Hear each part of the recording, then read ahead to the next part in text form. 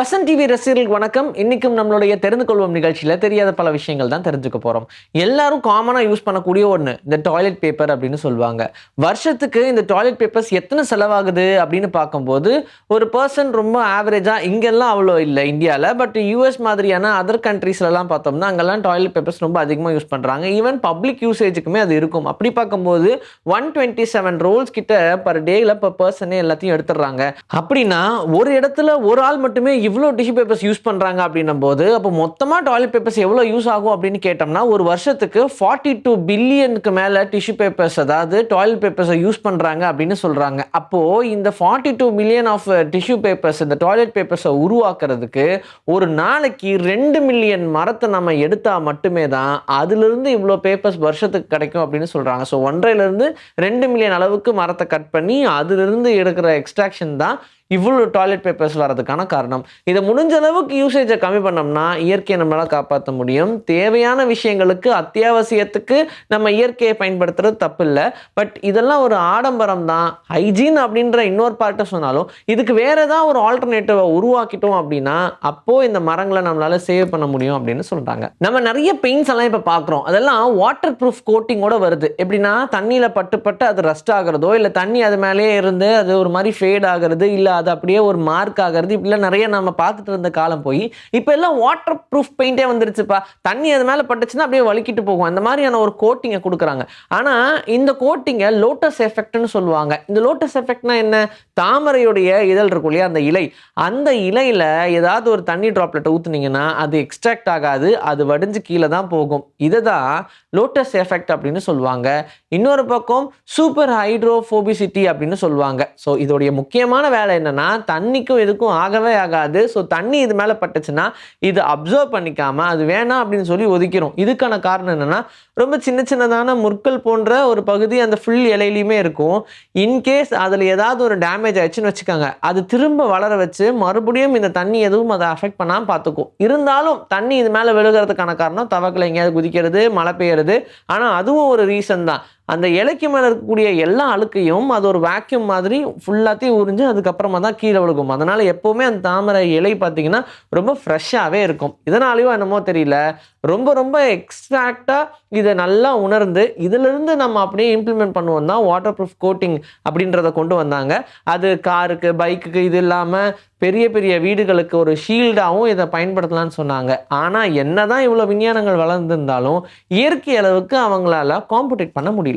ஹெலிகாப்டரோடைய main blade நம்ம எல்லாருமே பார்த்துருப்போம். மேலே டகடகன்னு சுற்றிக்கிட்டு இருக்கோம். ஈவன் அப்படி நம்ம படத்துலையோ இல்லை விஷுவல்ஸ்லையோ பார்க்கலனாலும் டாய் ஹெலிகாப்டரில் கூட பார்த்துருப்போம். ஆனால் அந்த ஹெலிகாப்டரில் இருக்கக்கூடிய ஒரு முக்கியமான விஷயத்தை பற்றி யாருமே பெருசாக நோட் பண்ணல. பின்னாடியும் பார்த்தோம்னா ஒரு சைடில் மட்டும் பிளேட் இருக்கும், 2 சைடில் இல்லாமல் ஒரு சைடில் மட்டும் அந்த பிளேடு சுற்றிக்கிட்டே இருக்கும். ஏன் மேலே ஒரு பிளேடு அதுதான் மேலே தூக்கிட்டு போகுது.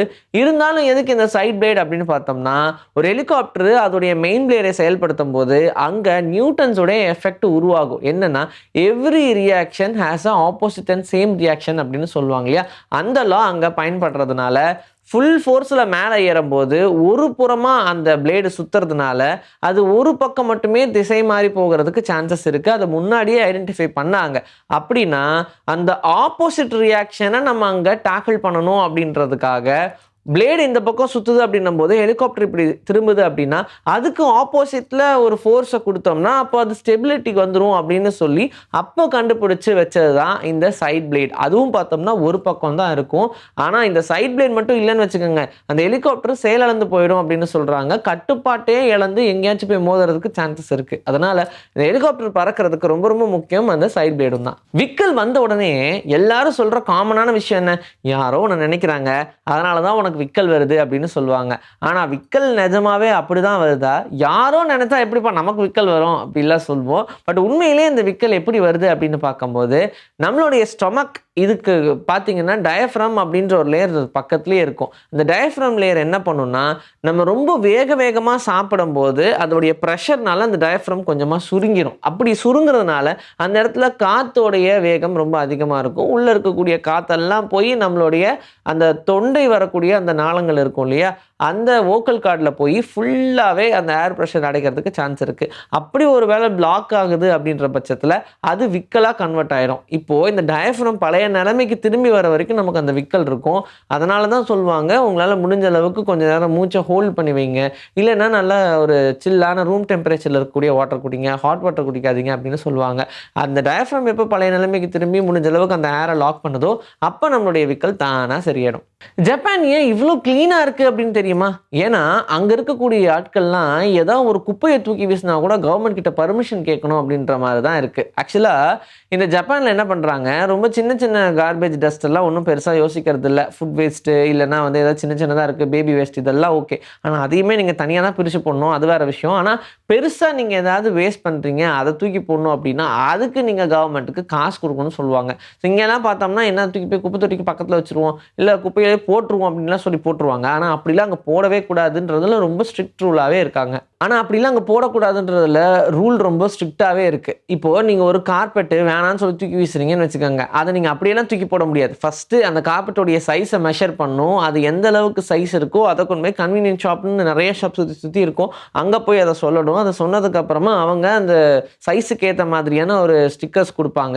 என்னன்னா அதுக்கு நீங்க பே பண்ணணும். கிட்டத்தட்ட ஒரு கார்பெட்னா தோராயமா ஒரு ரூ. 500லேருந்து ரூ. 600 ரூ. 700 வரைக்கும் நீங்க பே பண்ண வேண்டியதா இருக்கும். அதோடைய சைஸ பொறுத்து. நம்ம ஊர் காசுப்படி. அப்படி நீங்க பே பண்ணதுக்கு அப்புறமா உங்களுக்கு ஒரு 2 ஸ்டிக்கர்ஸ் குடுப்பாங்க. Barcode stickers. அது எல்லாத்தையும் அந்த கார்பெட்ல ஒட்டிட்டு, அதுக்கப்புறமா நீங்க வச்சீங்கன்னா, அத ஸ்கேன் பண்ணி அப்படி தூக்கிட்டு போவாங்க. இவங்க நிஜமாவே பே பண்ணியிருக்காங்களா இல்லையான்லாம் பார்த்து வெரிஃபை பண்ணிட்டு, அத தூக்கிட்டு போய் டிஸ்போஸ் பண்ணுவாங்க. ஆனா, அதுக்கு நீங்க காசு குடுக்கணும். ஒரு குப்பைய பெருசா இருக்கு. அந்த குப்பைய நீங்க டிஸ்போஸ் பண்றீங்கன்னா, அதுக்கு நீங்க காசு குடுக்கணும். இதுக்கு பயந்துகிட்டே யாரும் புதுசா எதுவும் வாங்குறதில்ல.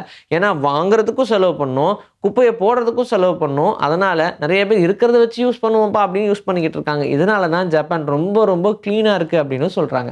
இன்னைக்கு நம்மளுடைய தெரிந்து கொள்வோம் நிகழ்ச்சியில தெரியாத பல விஷயங்கள் தெரிஞ்சுக்கிட்டோம். இதே மாதிரி சூப்பரான கன்டென்ட்டோட உங்கள நான் வந்து சந்திக்கிறேன். Until then, this is bye from Vijay. Take care.